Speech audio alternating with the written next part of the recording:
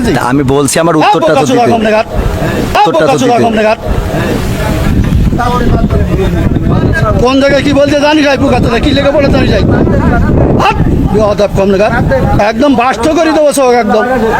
কোরআনের মাহফিলে যখন আমরা বসে যাব, কে আওয়ামী লীগের নেতা আর কে বিএনপির নেতা, কে কোন দলের নেতা সেটা আমরা দেখতে চাই না, সাথে সাথে প্রতিবাদ করতে হবে। গতকাল কি কোনো পুরুষ মানুষ সেই সাতক্ষীরায় ছিল না? আপনাদের জুতাগুলো কোথায় ছিল? তাকে লাথি দিয়ে নামালেন না কেন? এই সমস্ত ফালতু লোকদেরকে স্টেজে উঠতে দেয় কে? আসসালামু আলাইকুম ওয়া রাহমাতুল্লাহি ওয়া বারাকাতুহু। প্রিয় দেশবাসী, সাতক্ষীরায় গতকালকে একটি ঘটনা দেখে আমরা মর্মাহত হয়েছি। আমাদের হৃদয় রক্তক্ষরণ হয়েছে। আমাদের প্রিয় দিনী ভাই কবির বিন সামাদ ভাইকে যে অকাত্য ভাষায় গালিগালাজ করা হয়েছে, আমরা এর তীব্র প্রতিবাদ ও নিন্দা জানাচ্ছি। প্রিয় দেশবাসী, আপনারা জানেন গত 16 বছর স্বৈরাচারের শাসন আমলে দেশের বিভিন্ন স্থানে আমরা যখন আলোচনা করছি, তখন মাঝখানে এসে বিভিন্ন স্বৈরাচারের দোসররা আমাদেরকে বাধাগ্রস্ত করেছে এবং আমাদেরকে কোরআন হাদিসের সঠিক কথাগুলো বলতে দেওয়া হয় নাই।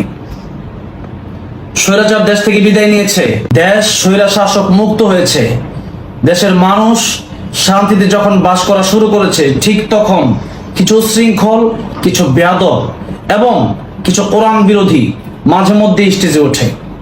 আপনারা জানেন প্রায় 1 বছর আগে সাবেক প্রতিমন্ত্রী লতিফ সিদ্দিকীকে আমি বলেছিলাম এই সমস্ত লোক স্টেজে কিভাবে ওঠে। এক স্টেজে আমার স্টেজে ছিল, আমি স্টেজ থেকে নেমে গিয়েছিলাম।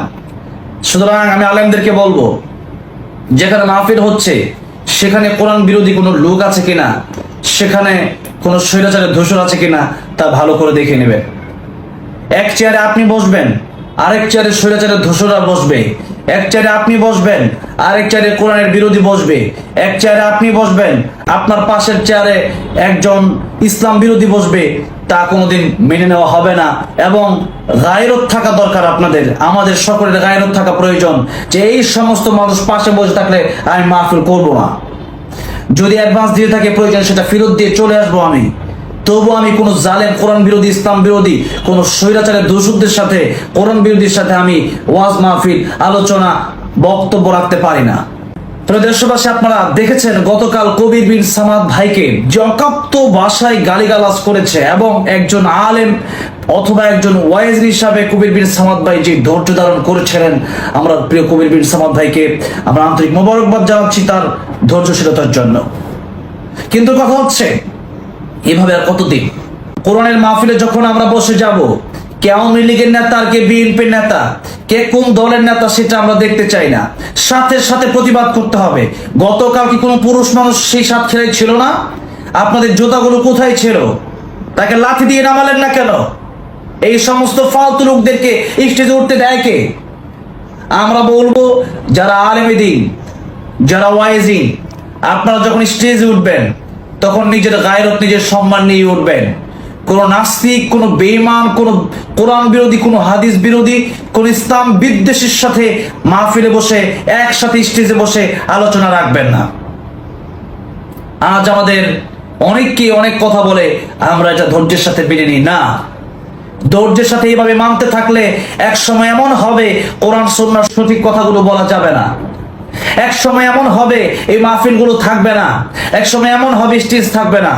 সুতরাং এখনই প্রতিবাদ করতে হবে এবং সেই কুখ্যাত বেয়াদবকে দৃষ্টান্তমূলক শাস্তি দিতে হবে, গ্রেফতার করতে হবে। আমি সাতক্ষীরাবাসী যারা ইতিমধ্যেই আন্দোলন গড়ে তুলেছেন, যারা ইতিমধ্যেই প্রতিবাদ করেছেন প্রেস ক্লাবের সামনে, আমি সকলকে আন্তরিক মোবারকবাদ জানাচ্ছি এবং আপনারা আপনাদের এই প্রতিবাদ বহাল রাখবেন সেটাই কামনা করছি। এবং আগামীতে যেখানে বাধা আসবে সেখানেই প্রতিবাদ করতে হবে। এটাই আমাদের ইমানের দাবি, এটাই কোরআনের দাবি, এটাই সুন্নাহর দাবি।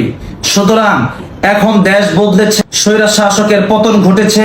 আমরা বাংলাদেশে এরকম নিন্দনীয় ঘটনা আর দেখতে চাই না।